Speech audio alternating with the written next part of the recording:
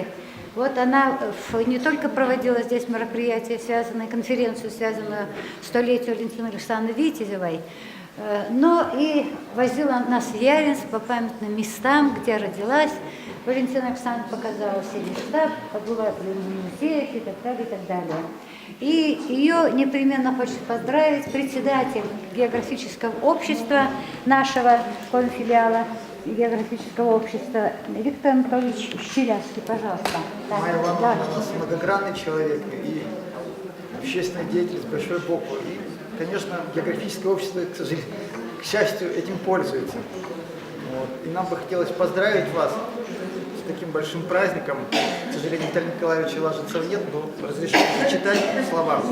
Замечательный весенний день так, вашего все внимательно слушают, особенно в праве поздравления членов девочки, Ольга отделения. Всю свою жизнь вы были связаны с главным географом Республики Коми Валентиной Александровной Витязевой. Разделяли ее научные идеи, помогали решать организационные задачи по созданию и развитию Сыктывкарского государственного университета.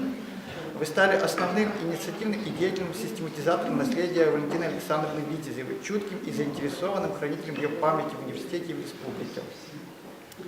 Заразившись от нее научно-организационным духом, вы выросли в высококвалифицированных специалистов в редкой для республики музейной сфере.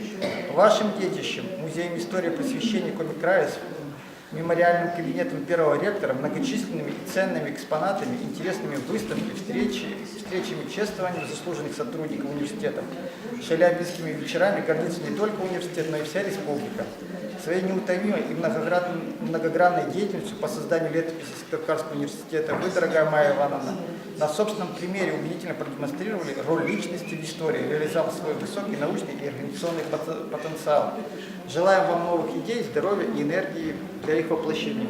Как говорится, 100 лет и без ремонта.